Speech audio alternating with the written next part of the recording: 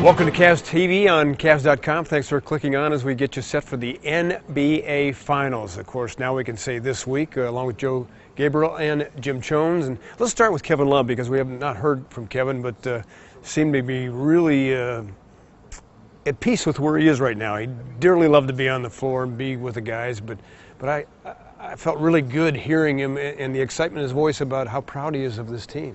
Yeah, I mean, you could tell that he really, he's still engaged with the team. They're keeping him engaged. They talked about Tristan kind of texting him throughout the postseason. So, it's good that he hasn't kind of drifted out into orbit, that they've kept him real tight and he's still with the squad.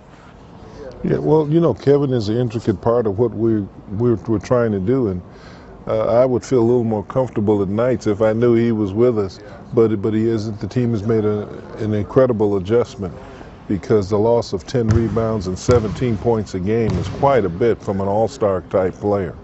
Kevin, though, surely has had a lot of conversation with his teammates, especially when he couldn't travel, and the fact that they reached out to him has meant a lot. What's great about technology these days is that you have that. You can keep in touch with family and teammates from afar, but also we have the group texts that are just kind of us all roasting each other, which is pretty fun. Jim, what does it mean to a teammate when the guys are saying, hey, we still love you, we want you here, and with social media now, Instagram, whatever, they can keep him engaged? Well, it's rehab motivation. It is inspiring to know that the guys still care about you, because this is the time of year that he has been striving for, and he's going to miss it, at least the physical part of it. And so he's had to make a psychological adjustment as to how he wants to be a part of this team, and the team has not compromised that. And as you guys mentioned, they've stayed in touch with it. So many amazing matchups in this series. I don't know where you start, but obviously point guard, Steph Curry, Kyrie Irving. We don't know what kind of percentage Kyrie will be at, but what do you think, Joe, that Kyrie has to do, at least to try to minimize this juggernaut known as Steph Curry? Well, I think one big thing is going to be making him have to work on the defensive end. He went against Jason Terry with Houston, and Kyrie's another animal compared to him. So I think a big thing is we're going to make him work. I think they're going to throw a lot of bodies. I think it's going to be a lot of committee against Steph Curry on the offensive end. And I think when he's on the defensive end, just have to make him work, really have to work to guard Kyrie. Jonesy, Steph Curry is 12 out of 13 on that left corner three ball. How do you, it seems simpler than it is to stay attached. People say, well, don't leave him. But how hard is that to stay attached? Well, it's a shorter shot.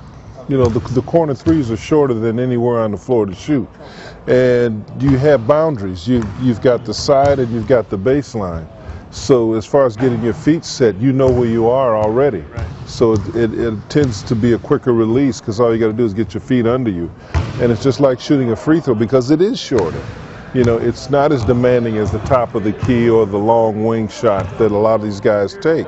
But he's a load. He made me a believer in the Memphis series that he is an outstanding player. I don't know if he's well deserving of MVP, because my MVP is always going to be LeBron James, and I don't know why you should have to apologize for being the best player in the league. And that's the mentality that I have about it. We're apologizing for voting for him, as I did, because I've watched him on a daily basis. But in terms of guarding Steph Curry, he'll get looks from Kyrie Irving, Iman Shumpert, J.R. Smith, from time to time LeBron James. And Shump says he's ready to guard whoever he has to. We do all things, just try and keep him uncomfortable, play my angles, and make sure I use my team around me. That's the best thing about playing with this team, is I never feel alone when guarding somebody on an island. I always got people communicating with me. I got somewhere to send them. The way the Cavs defended the three-point line against a very good shooting Atlanta team, holding them well below 30%. Do you think they found something defensively at the three-point arc that maybe can apply this series? Yeah, and during the season, it was something that they kind of struggled with defensively. But boy, they have found, if it's possible to find a defensive rhythm, they have done it. And I think the big part, they started with Korver. They denied him the ball from the early on in the Atlanta series, and they've just kind of carried over from there. It's a half ball denial. They're running guys off the arc. Really, it's just they've totally sharpened their three-point defense. What has stuck out for you in defending the three? Because it's easier said than done. Well, I think the main thing is the new three. You know, when you look at Mozgov and you look at Iman Shumpert and Timothy Mozgov, but JR, and you put those three guys on the floor, we become overnight athletic. And then we've changed our defense philosophy after the All-Star game. And what's happened now is we're forcing teams to one side of the floor. I'm not going to give away all the game plan, but we're so athletic as far as going to help and then recovering. And they're making guys, they're running them off to three, but they're not letting them get to the paint. Now, every once in a while, a guard will drive. Teague had an outstanding game. Derrick Rose had a couple. But when it came to shutting them down at crucial points in the game, Iman Shumpert was on the floor, and so was Dellavedova. Yeah, for sure. All right, LeBron James obviously has not been shooting the ball outside as well as he would like, but still putting up phenomenal numbers in the postseason. But he says he's going back to the lab a little bit, working on his J. I'm going to do a lot of shooting this week to kind of get my shot back on point. You know, where it was kind of missing in the last round. So be able to get my body feeling better and work my game and get ready for next week. Jimmy, any doubt in your mind? That's my prediction for the series, that LeBron James is going to find that stroke, because it's still pure. It's just been off a little bit, but I don't think there's any doubt he's going to find it. Well, he's doing a lot, you know, and probably out of all the activity that he does, scoring, rebounding, defending, maintaining the up-tempo pace, you know, you get a little fatigued. But the other point is that he has to take those shots, win or make or miss, because what it does, it doesn't afford the defense an opportunity to fall back and protect the paint, which they're going to try to do anyway, and most teams do fundamentally. So with the threat of him taking that shot thins things out a little bit. He's been taking the shot, and in spite of a poor percentage, we've been winning games. So it is crucial that he take the shot. And obviously he's going to get a look at Iguodala, Draymond Green, Harrison Barnes, maybe Sean Livingston. Yeah. But there's nothing he hasn't seen, like he says. Well, I mean, he's seen every type of defense. He's seen every type of defender. There's nothing he hasn't seen. And I like to kind of go with what Jim said. When LeBron talked about Kyrie playing against Chicago, he said if he just has the name on the back of his jersey, that's enough out there. LeBron has to shoot those shots because he has to keep them honest out there. And without Kevin Love, you know, stretching your defense, he has to shoot those shots. And I'm with you, Fred. I believe, you know, we've seen him out here working extra long after practice. So I got to believe those are going to start falling. And of course, another key element will be at the power forward spots, including double T.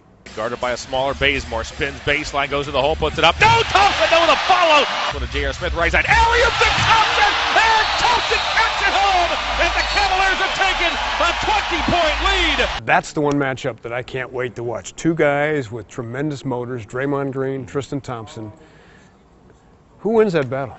Well, I think Tristan will, because I think Tristan is a better defensive and offensive rebounder. Overall, Tristan is a better offensive rebounder. I think Tristan is a better physical player on the front line.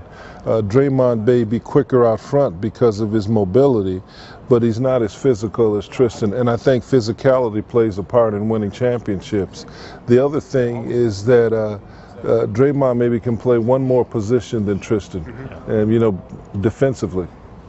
You know, he can guard anybody on the floor, but Tristan can guard 4 positions. And Tristan, I think, is still our best post defender. I think he does a fantastic job of guarding bigger players and moving with them and forcing them to take tough shots. But Tristan Thompson has come into his own in this playoffs, and he's relaxed. And when we go small and he switches from a power forward to a center, you know, we get a lot of things done defensively. Those guys are, I mean, they're going to be, Tristan will get off the bus and Draymond Green's probably going to be there waiting for him. Yeah, I mean, and they you know, very similar styles, very high motor guys, things like that. But I just think that what separate, actually they both are very versatile, but I think that's what separates Tristan, in that he can guard, you know, 4 positions pretty well.